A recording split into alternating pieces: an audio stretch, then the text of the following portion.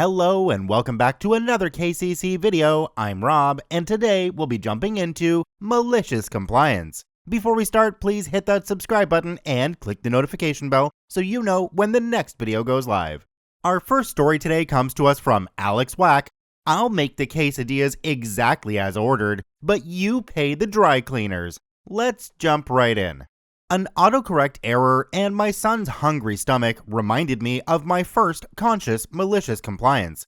It also kept me away from Mexican food until I re-met my husband.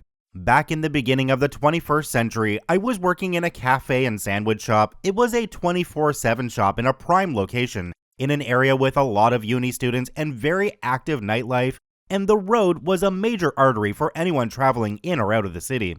When I started as a first-year uni student trying to make some money, the shop was one of 4 of a small chain. Gary, the owner and manager, has bought the rights from the original shop.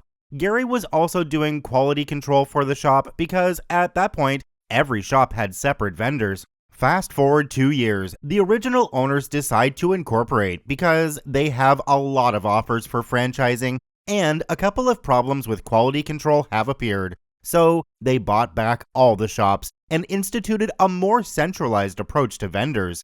That was good for Gary because he was the owner of the building, so he basically became a salaried manager and got extra income from the rent. Initially, nothing changed. We were still number 2 in sales, product was good. Then Dick entered the picture. Dick was the new regional manager. The small chain had become big enough to reach national level, and the person responsible for quality control. He was considered something of a golden boy, having a business degree and helping with the expansion. The problem came from his ego. You see, Dick had done a cooking workshop that provides a certificate but nothing more, and considered himself something of a chef. His first major change was installing a crepe station. Not restaurant quality crepes, but crepes on the go, folded like a triangle. That is important for later. While a bitch to learn at the beginning, it quickly became one of our best sellers. We usually went over 10 liters of crepe mixture on a slow day. Having success with his first change, Dick decided to apply his chef training and implement some new things. At that point in time, Mexican cuisine was becoming popular in my country, due mostly to cooking shows. Dick decides to ride the trend and start putting Mexican options on the menu. In reality, that meant 2 more set sandwiches and crepes, the ones on the board, and a few more customization options for sandwiches and crepes, and here begins the problem. As I said, Mexican cuisine was quite the new thing. Our country's cuisine is way different than the Mexican, especially on the spice level. A lot of the produce used for Mexican food was either rare or non-existent. But Dick was adamant it was another win for him and found a vendor. And the quality started to fail. We started to receive buckets of pre-made chili and queso and jars of pickled jalapenos and pre-made guacamole and pico de gallo chips, also blocks of white cheese labeled queso blanco. The queso was an orange paste with some red bits in it. According to hubby, under a bad light, it could pass for bad queso, and they left a very plastic taste. It reminded of clay. One taste of that kept me away from Mexican food for a while. The jalapenos weren't jalapenos. They were pickled Thai green chilies, labeled as jalapenos, meaning they were way hotter than expected. I've never tasted the rest, but some adventurous customers that tried them weren't impressed. The only new thing that kind of sold was a plate of nachos. Basically because it was Doritos covered in queso. When it was heated, it became an orange liquid, a lot of bacon, and a lot of sausage. We have complained about the quality to Gary, but he couldn't do anything anymore, and Dick doesn't back down. Dick is a bit upset from the low sales. He blames us. You're not pushing them enough. And the customers. Those barbarians couldn't recognize a filet mignon from a shank. But he sticks to his guns and then brings corporate to the shop. Dick comes in with 4 people from HQ. 2 of them are the owners. They sit and Dick comes and places an order of 5 quesadillas. It's a self-service shop. I ask how he wants them. Exactly as it says on the board and prepared exactly as I told you, he replies. Okay, sir, I will call you when they're ready, I replied, smiling. Now, Dick in his all chefy wisdom has given us very specific instructions for the quesadilla. First, to take it out of the way, it wasn't a proper quesadilla, it was a crepe. The instructions were reheat the chili, start the crepe, place 1.5 ladles of reheated queso, add 1 ladle of the chili, add a tablespoon of chopped jalapenos, 1 tablespoon of queso blanco, half a tablespoon of guacamole, and fold. Doing that produced a liquid mess, which tried really hard to escape from a thin crepe. We usually reheated the queso only for nachos. Especially in a crepe, we put it cold and let it reheat with the plate's heat to avoid the aforementioned mess. Cue malicious compliance. We, me and the other girl working, make 5 quesadillas exactly as instructed. I took the order to the table, it was corporate after all, and waited for the results. 5 people wearing white shirts and suits bite into the quesadillas. The quesadillas almost simultaneously explode, raining melted cheese and red chili on them. Some of them have bitten a jalapeno, and the heat is hitting them hard. A few choice words were heard. We brought them 2 bottles of water for the heat and 2 full packs of napkins to clean what they could. Let's say the new menu wasn't a blast with HQ. After they left, Dick came back. He was beyond angry. He approached the bench, bypassing the line. It was during one of our rush hours, and made a scene. The following dialogue is a bit censored.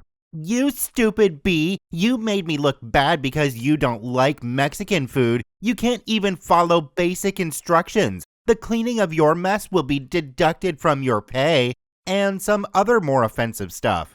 I was standing there dumbfounded, along with a long line of customers hearing his outburst. And then Gary intervened. "Shut the F up." "What the F did you say?" Dick replied. "I said, shut the F up. The girls followed your instructions to the letter. Don't try to blame them for your mistake or make them pay for your dry cleaning. I can do what the F I want, and when I'm finished with them, maybe I'll find another manager for this shop. I would love to see you try. Oh, I will.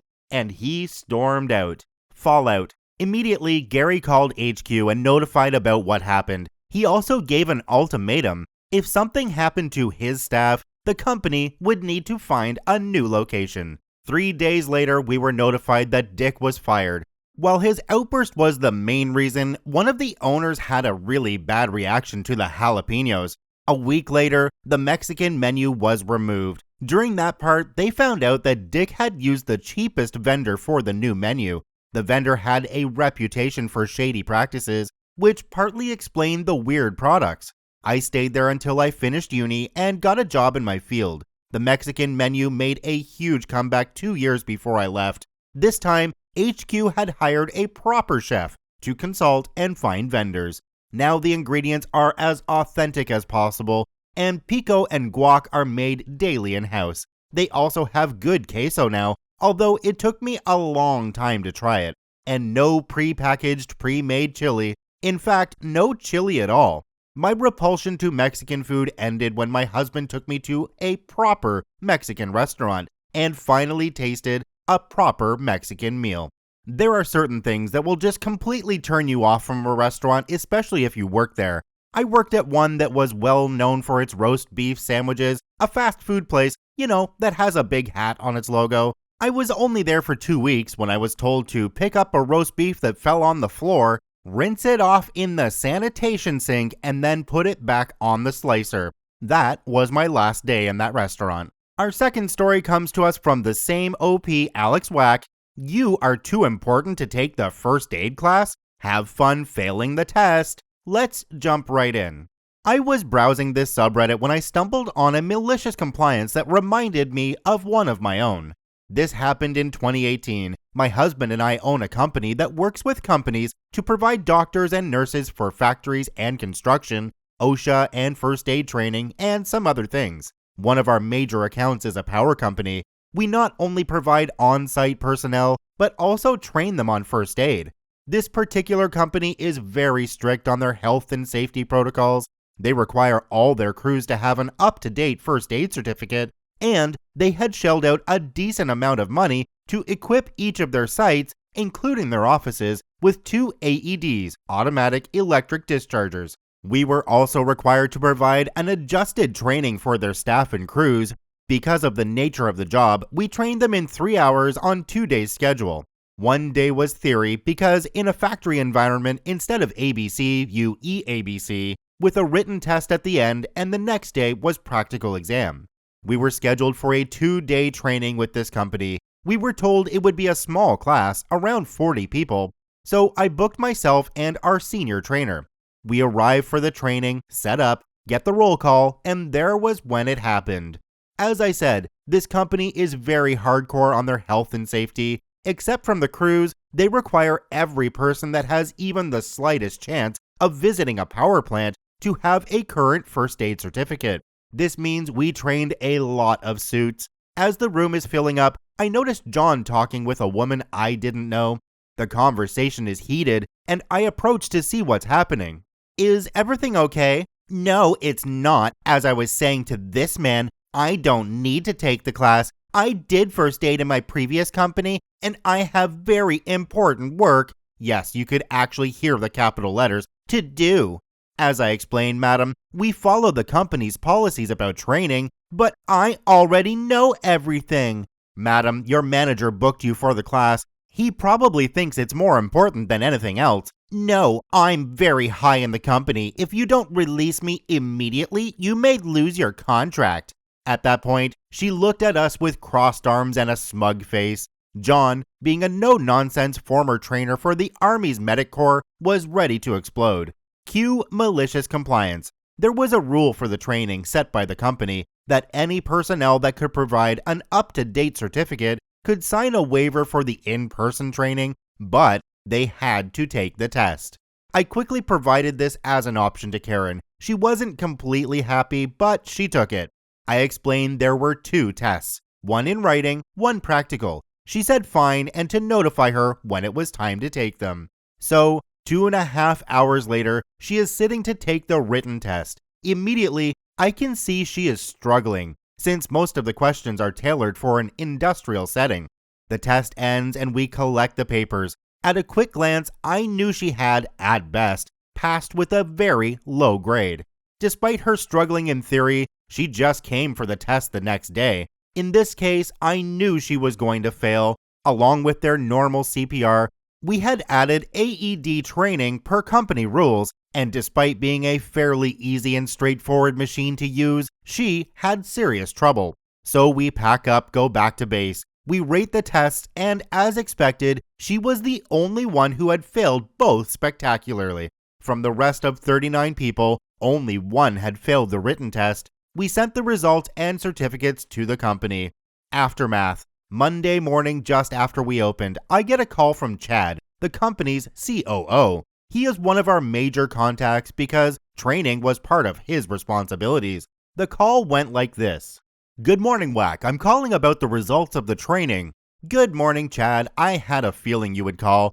Can you tell me why my assistant COO failed? Is Karen your assistant? Yes. Well, she said she had very important work to do and already had a certificate, and she signed the waiver. Of course she did. I could hear the frustration in her voice. Can we arrange a quick training for today? I want you to do it. Let me check. It has to be a late one, otherwise tomorrow at 10.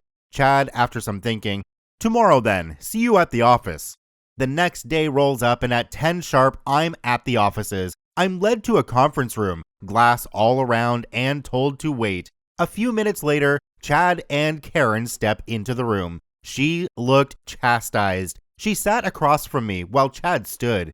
Chad asked for the waiver, which I handed to him. He took a look at it and gave it back. As explained when you were hired, you had to pass this training. The certificate you gave us was coming up, and you came from a different field. Now, do the training properly and pass it. It is one of the prerequisites for the job. Karen took the training properly this time and passed. Since then, she has never complained about first aid training again. OP mentioned in a comment that they were paid a premium for doing that training one-on-one. I'm kinda hoping that came out of her pay, or that she had to compensate them in some way or another. Just a nice little kickback for thinking that she was way too important.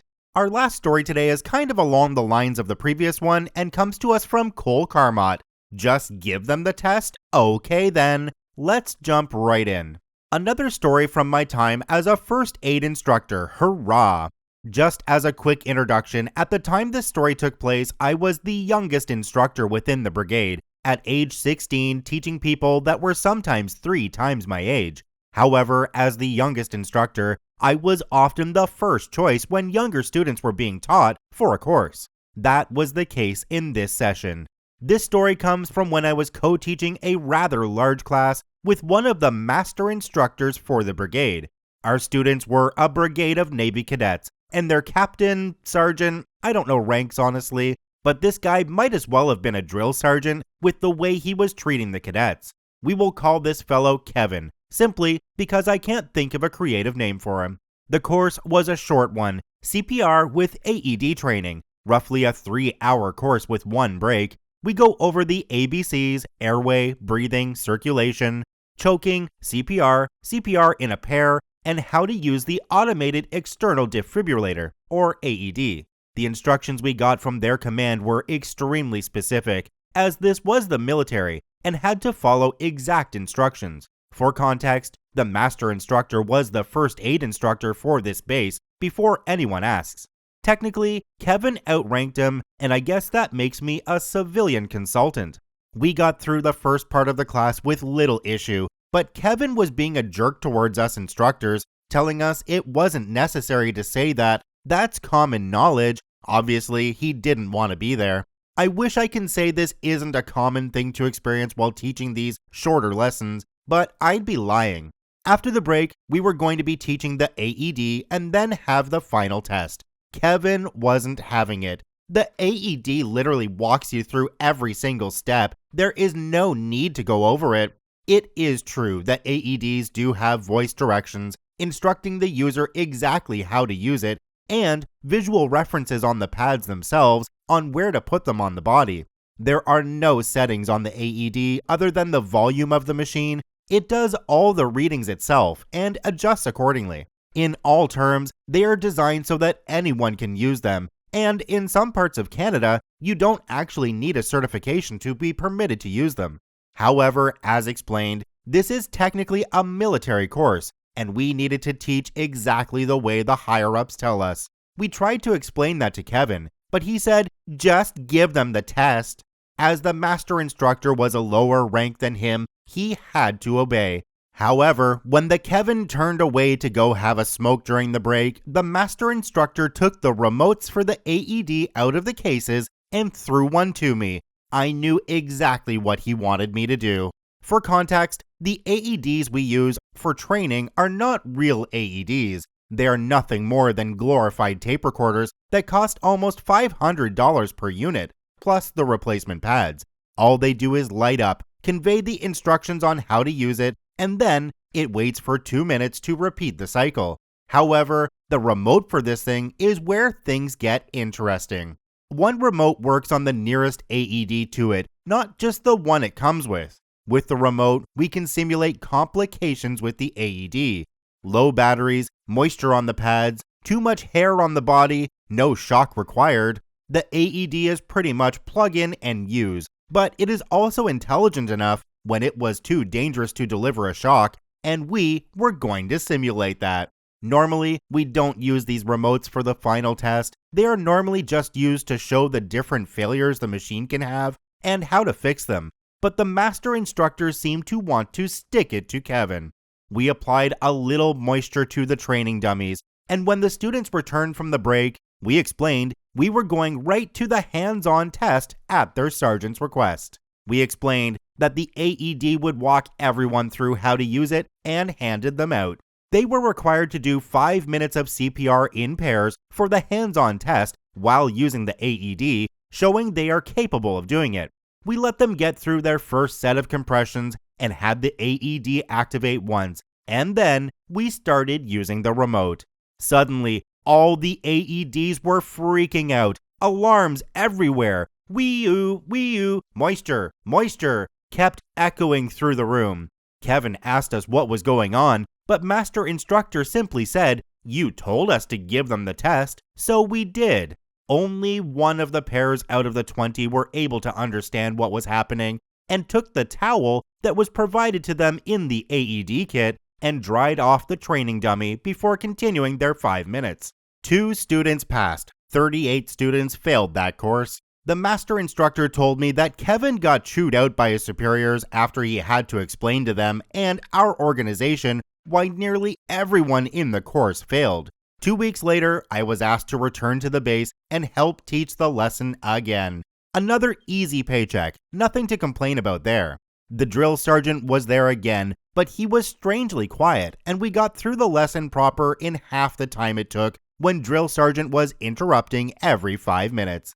As an added bonus, Kevin was so impressed by the class, he purchased pocket CPR masks for everyone in the class with his own money using the order form provided in the back of the first aid handbooks, giving me a fat commission check for the course as well. Master instructor told me that the superiors insisted the full commission went to me for being a civilian putting up with Kevin, or something along those lines. I don't recall exactly why. Either way, more cash for me and no complaints from me. Another case of someone higher up thinking they know better than the teacher. It was awesome watching Master Instructor stick it to Kevin. Thank you to both OPs for posting their stories in the Malicious Compliance subreddit. They are linked in the description below. Please go check them out. Check out one of these other videos, and if you haven't yet, please hit that subscribe button for more daily Reddit stories.